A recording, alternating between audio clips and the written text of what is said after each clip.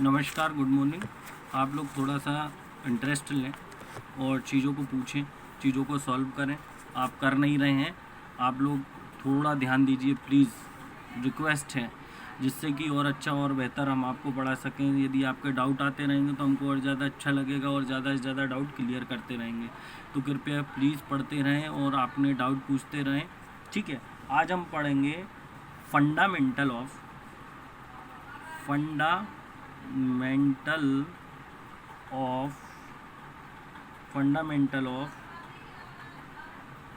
Used DC armature binding. मतलब कि DC armature binding में उपयोग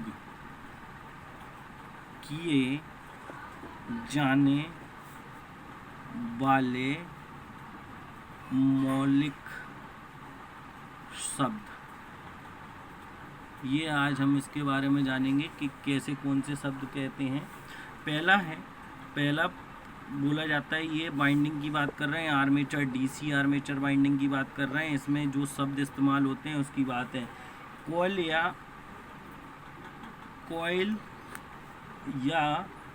बाइंडिंग एलिमेंट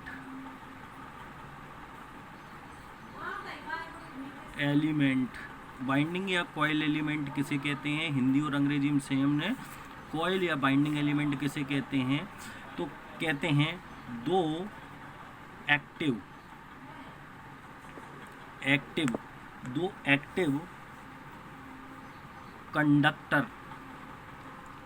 कंडक्टर और दो एंड कनेक्शन से बना लूप आप क्या कहलाता है? बाइंडिंग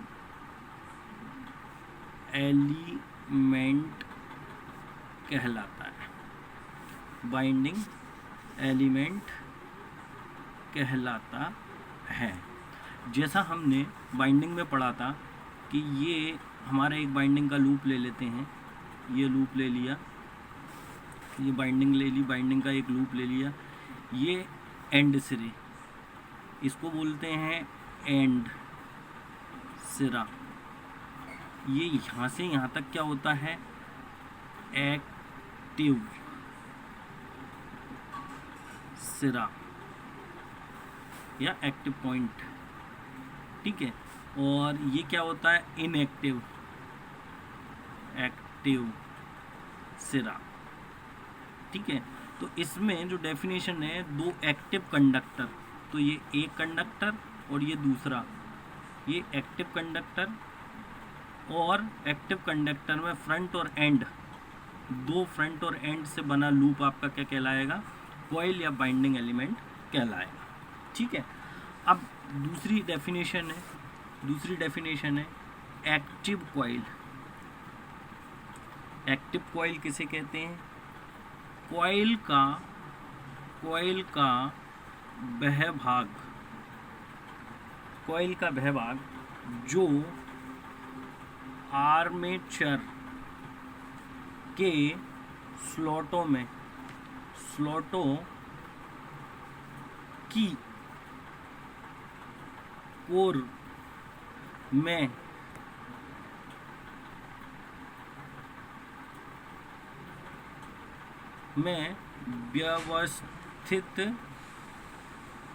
व्यवस्थित और विद्युत वाहक बल पैदा करता है, वह आपका क्या कहलाता है? एक्टिव सिरा कहलाता है, एक्टिव कॉइल कहलाती है। जैसे ये वाली, ये जो दिख रही है दोनों लाइनों के बीच में ये एरो बना दिया, ये एक्टिव सिरा कहलाएगा, ठीक है।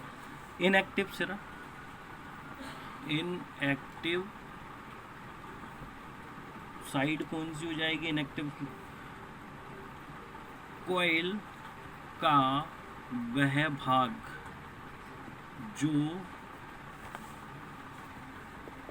फ्लोटों से बाहर की ओर निकला रहता है और दो एक्टिव सिरों को जोड़ता है वह आपका क्या कहलाएगा? इनएक्टिव साइड कहलाती है।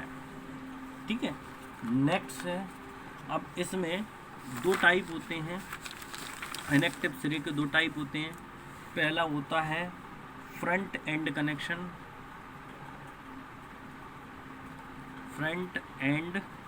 कनेक्शन, और दूसरा होता है बैक एंड कनेक्शन। मतलब कि जैसे ये आपका आर्मेचर है, ठीक है, ये यहाँ पे जो वायर निकले रहते हैं तो ये कहलाएंगे आपके फ्रंट, और कुछ वायर पीछे की साइड निकले रहते हैं, यहाँ से शाफ्ट लगी रहती है, बेरिंग लगी रहती है, तो ये हो जाएंगे आपके बैक एंड कनेक्शन। ठीक है, अब कॉइल लीड्स कैसे कहते हैं? कॉइल लीड्स वही की वही हैं जो पुरानी थी आपकी कॉइल लीड।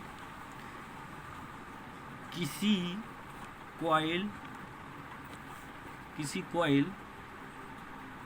के संयोजन, मतलब जोड़ने, संयोजन के लिए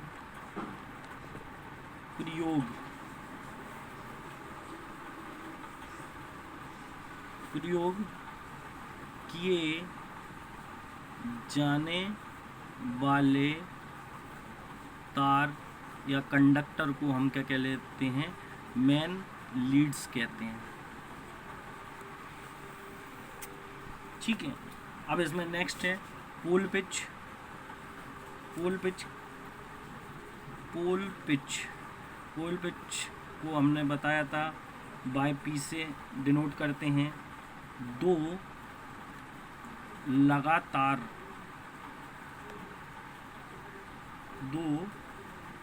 लगातार पोल के बीच की दूरी आपकी क्या कहलाती है? पोल पिच कहलाती है। ठीक है,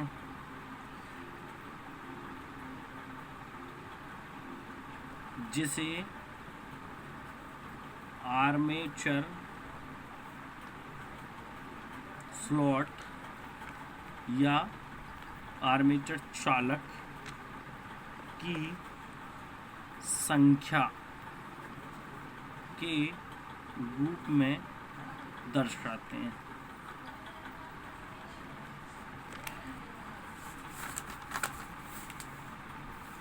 ठीक है, तो हम इसका फॉर्मूला लिख सकते हैं, पोल पिच बाय बी बराबर बाय पी बराबर स्लॉट की संख्या अपॉन पोल्स की संख्या, या दूसरा फॉर्मूला हो जाएगा इसका चालकों की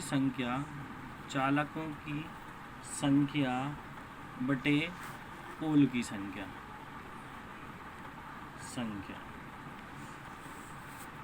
यदि पोल्स कितने हैं? 24 हैं, नहीं स्लॉट कितने हैं? 24, और पोल कितने बन रहे हैं? 4। तो बैक पिच का मान कितना होगा? 6 स्लॉट। मतलब कि कहने का मतलब है कि पहली वाइंडिंग डालेंगे, इसके बाद डायरेक्ट काय में डालेंगे? 6वें वाले में, 1 से 6। ठीक है, चालकों की संख्या कितनी है? 48। तो 4 पोल बन रहे हैं चालकों कंडक्टर के हिसाब से, तो कितने आएंगे? 12। मतलब कि 12 चालक डाल लेंगे। ठीक है, ये आपका होता है पोल पिच। आप पढ़ते रहें, क्वेश्चन पूछते रहें। धन्यवाद।